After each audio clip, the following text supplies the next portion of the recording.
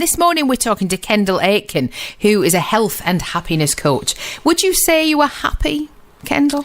Yeah, I mean, I practice this and have done for many years now, and it's not as if you happiness isn't a thing which is a level, like a button you press.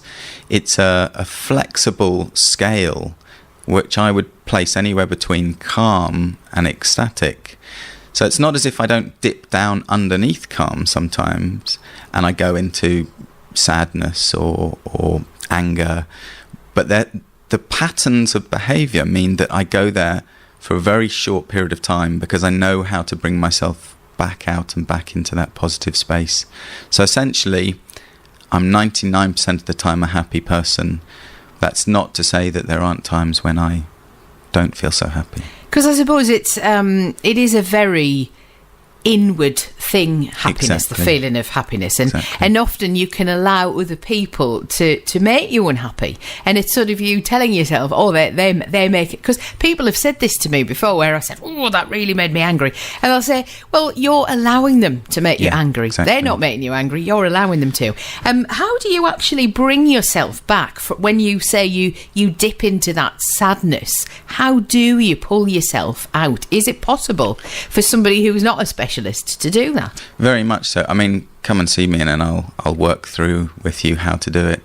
But I am a big fan of giving away all the information, because to me it's really about wanting to live in a happier society. It's something I do for myself, and I've seen how much it works. It's not just me, there's lots of people around me who have also learnt how to do this.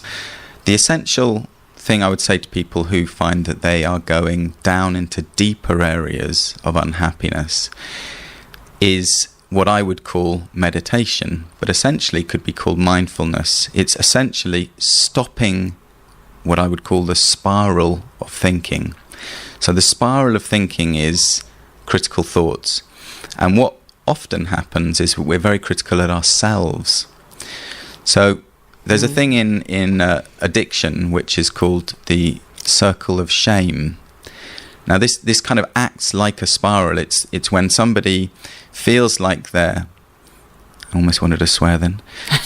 Thank you for not. Feels like they're rubbish because of something they've just done. So they didn't take their child on their birthday because they forgot, or they just weren't together enough to do it. They feel so uncomfortable in themselves for having done that they take some drugs. They then feel terrible a bit later on for having taken the drugs because they're now more in debt than they were before, and they've still neglected their child even more. So the circle comes round that they then feel rubbish about themselves again. They then take drugs again. The circle of shame keeps on spinning. And we do this, a lot of us do this with our thinking without taking the drugs. In fact, you'd be amazed how prevalent drugs are in our society, because of course alcohol's a drug, tobacco's a drug. We like to think that they're not because they're legalised, but essentially... In a way, food is as well. I think people use that as a punishment for themselves, very much. Food can be. And what we do is we tend to catch ourselves in this circle, and this circle can draw us down and down and down. Now, one of the ways to stop that is this catching your thoughts. So I call it meditation. You can do it however you want. It's essentially sitting still and saying, I can see what I'm thinking to myself. I can see the thoughts and I can hear the critical thoughts. So this is something people could practice right now if they wanted, if they weren't feeling that good. They can sit down, feel comfortable, close your eyes if you're comfortable with that, and see what thoughts you're thinking. The aim of this is to get to a neutral space. Now that sounds a bit odd, really. See what thoughts you're thinking. What do you mean? So is this an almost out-of-body thing where you're kind of outside of yourself looking in? Is it that sort of thing? Well, they do call it sometimes the witnessing yourself. And the aim of the meditation is to get back to a neutrality, is to get back to saying, okay, I see the thoughts and I'm going to allow them to come and I'm going to calm myself. I'm going to see them and allow them to go.